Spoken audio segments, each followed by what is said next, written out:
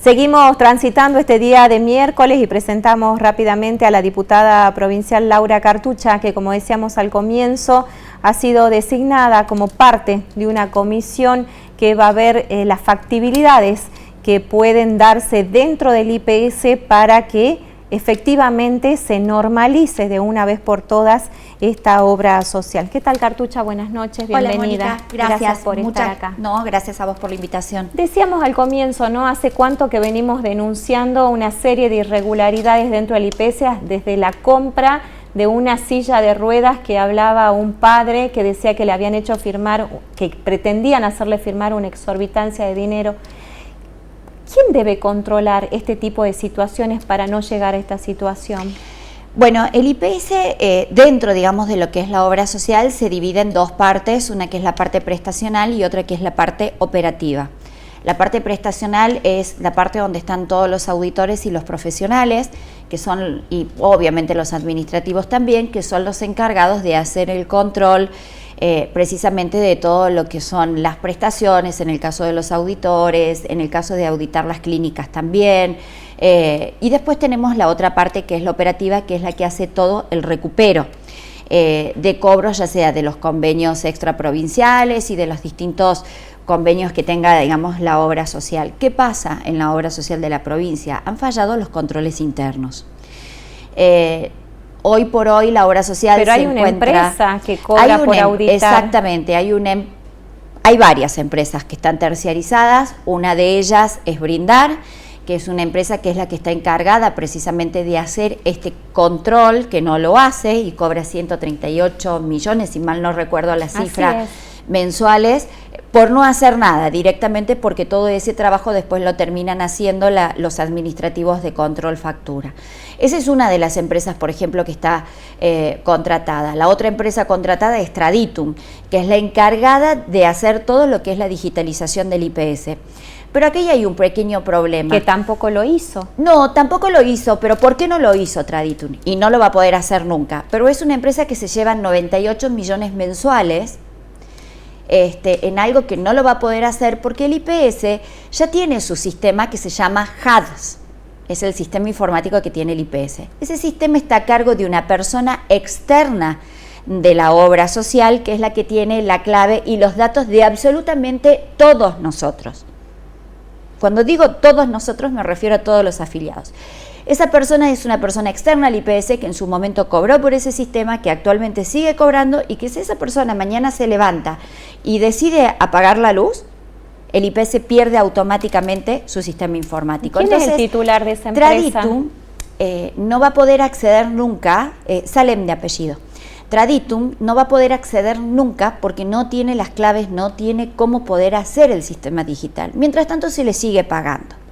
Con lo cual, obviamente, es tremendo lo que está pasando con el IPS, porque vos me decís, bueno, es una obra social. Ahora, discúlpeme, yo la voy a interrumpir. Usted dice, se le sigue pagando. ¿Hasta cuándo le van a seguir pagando, vaciando la obra social, que ya no tiene más dinero ni siquiera para reponer medicamentos que son los que prescriben los médicos? Es que es precisamente de lo que estoy hablando y de lo que no se quiere hablar dentro de la obra social.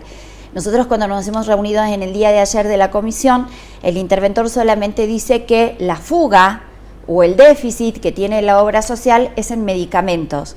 En ningún momento habló de la facturación de las clínicas, en ningún momento habló de las empresas terciarizadas, y tenemos Brindar, Traditum, Meditar, GBO, no sé, tenemos un montón de empresas que están terciarizadas. Ahora, todos sabemos esta información. ¿Y qué se va a hacer ante esta situación? Bueno, yo obviamente estoy trabajando y lo que yo voy a plantear sí es modificar puntos específicos de la ley de creación del IPS y obviamente reforzar, creo que claramente todos los controles internos que tiene que tener la obra social, y esto amerita, miren, yo tengo el celular lleno de contratos que me han mandado, de que están firmados con este tipo de empresas, de los montos millonarios que se pagan, y te digo, si nosotros dejáramos de pagar, digo nosotros por decirlo de alguna manera, pero si el IPS dejara de pagar gastos innecesarios, dejara de pagar las empresas terciarizadas,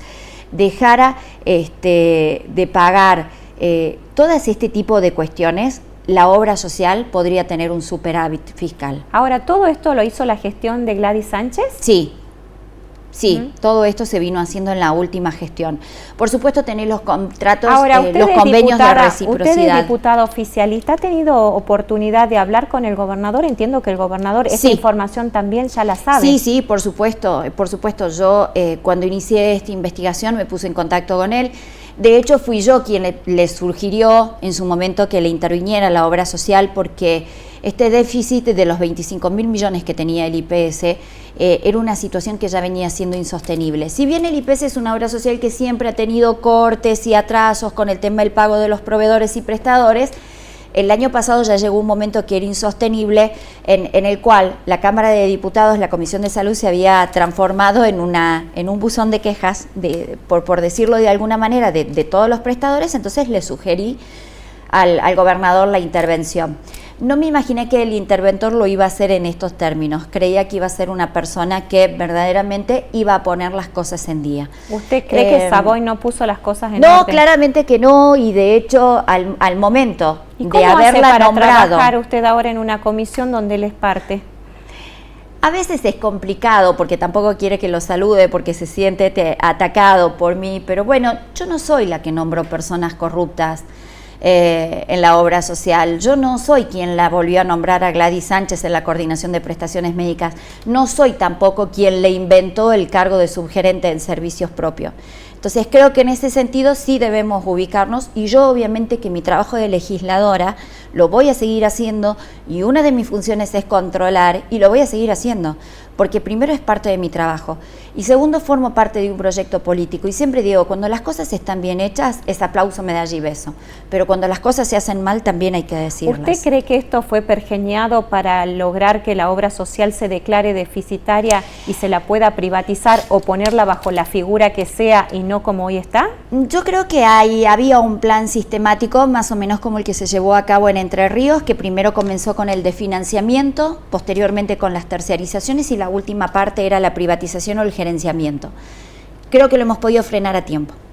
¿Usted cree que estamos a tiempo? Creo que estamos a tiempo. ¿Y quién va a hacer frente a todo este déficit? Bueno, obviamente, si se quieren hacer las cosas en serio, hay que trabajar en serio, y hay que poner las cosas al día, y hay que blanquear todo este tipo de situaciones. Si se sigue escondiendo la cabeza como el avestruz y se dejan todos estos nichos de las empresas terciarizadas y no se blanquean, a pesar de que es una información que la sabe todo el mundo, va a ser muy difícil ponerlos al día. Ahora, y por otro lado, si tenemos un interventor que no toma medidas, ¿no cree que habría que sacarlo ese interventor y poner otra persona, y que el gobernador diga, se suspenden los pagos que se están gestionando todos los meses donde se sigue sacando ese dinero? Bueno, de hecho yo le dije al interventor muy claramente que cuando él había nombrado a Sánchez coordinadora de prestacional, le dije que claramente él debía renunciar. No podés poner al zorro a cuidar las gallinas dentro del gallinero, y claramente que violaste el decreto por el cual se te designó. Es muy gracioso, mirá, porque el interventor la nombra la intervenida. Se forma una primera comisión para trabajar con respecto a la ley, y resulta que el interventor concurre con su asesor legal que forma parte del equipo intervenido. Estamos hablando de Teodoro Becker. Estamos hablando de Teodoro Becker. Entonces digo, no, pues, esto la verdad que no corresponde, no es así. O sea, la gente quiere seriedad, quiere transparencia y quiere gestión, quiere que hagamos las cosas bien. Lo que queremos los afiliados es saber cuándo se corta esto.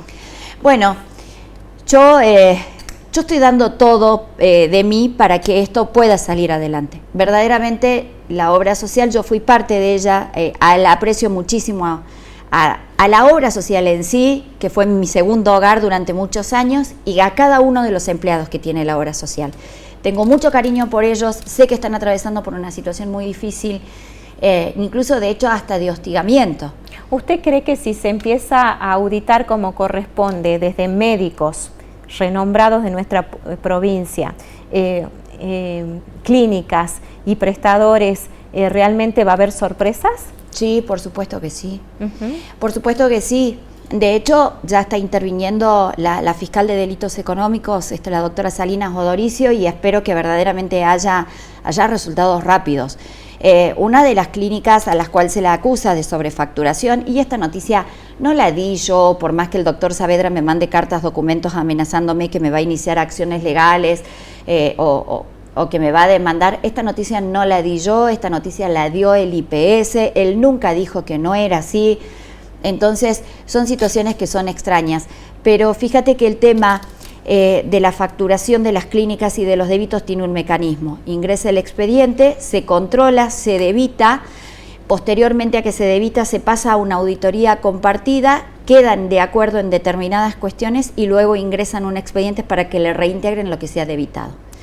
Ese expediente tiene que estar autorizado por la presidente o el presidente o el interventor o el coordinador prestacional y se les termina pagando. Y ni qué hablar de médicos que pasan 50 órdenes por día, supuesto. Supuestamente que han atendido esa cantidad de pacientes que no las atendieron, porque desde ahí también hay un flujo de dinero que se está yendo. Por supuesto que sí, y además también el tema en las derivaciones, personas que nunca han sido derivadas. Ahora hay una empresa para que haga los convenios con los derivados, cuando antes el propio IPS directamente contrataba con clínicas de otras provincias para eso. Exactamente, en un primer lugar lo hacía el IPS, posteriormente se lo contrató a Meditar Buenos Aires, Meditar Santa Fe, que es el que está a cargo ahora de hacer todas las derivaciones extraprovinciales y a quien también se le paga una cápita bastante importante. En su momento todas esas autorizaciones se hacían, valga la redundancia, con la autorización de Junta Médica. Hoy Junta Médica casi no participa en ese proceso, entonces son derivaciones que se hacen directamente por la empresa autorizadas por la superioridad, ¿no? Más allá de esta carta documento que ha recibido y que ha sido pública, ¿se ha sentido amedrentada en los últimos días? Sí, claro que sí, por supuesto que alguien te mande una carta pública una carta documento, porque vos estás haciendo tu trabajo como legislador, estás controlando. Primero, bueno, obviamente me parece que desconoce las leyes vigentes, desconoce un montón de cuestiones y funciones y que creo que tampoco corresponde y no amerita. En todo caso, si quiere limpiar su buen nombre, que haga la facturación de su clínica como corresponde. ¿Estaría dispuesta a asumir al frente del IPS, doctora? Es algo, la verdad, que no lo pensé. Yo peleo por las injusticias que hay. Claramente, si el gobernador me lo solicitara, lo tendría como una premisa, pero siempre y cuando donde se pueda trabajar, donde se pueda brindar una calidad de asistencia, una calidad, un ambiente de trabajo para cada uno de los empleados que tiene el IPS y por supuesto, siempre trabajar con la mayor eficiencia, efectividad y mejorar la calidad para todos los salteños. La obra social no es mía, no es de ningún funcionario, no es de ningún ministro, ni de ningún interventor tampoco, es de todos los salteños. Ahora, más allá de que acá hay personas involucradas con altos cargos jerárquicos y son de planta, ¿usted cree que allí adentro hay alguna persona idónea que también pudiera hacerse cargo de la obra social?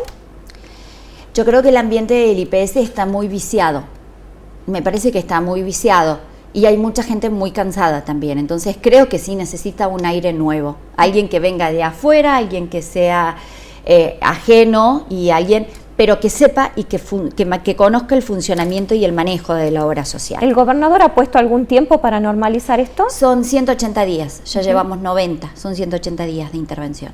Doctora Laura Cartucha, esperemos que esto se pueda normalizar, que la obra social deje de decir que es deficitaria porque hay un jubilado o un empleado que aporta muy poco, porque eso, la verdad... Bueno, yo siempre les dije, cuando me senté en estas dos comisiones... Ese fue el argumento que usaron internamente. No me vengan con este cuentito de que la plata se va porque los jubilados gastan y por el aumento de los medicamentos.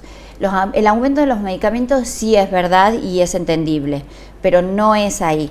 Veamos los convenios, veamos las empresas tercerizadas. Los números están a la vista. Los números están a la vista y por sobre todo veamos los convenios de reciprocidad que tenemos con otras provincias. No puede ser que haya convenios de reciprocidad con otras provincias que nos paguen cápitas de 15 pesos. cuando nosotros estamos brindando tratamientos por 7 millones de pesos. Por algún lugar se va la plata.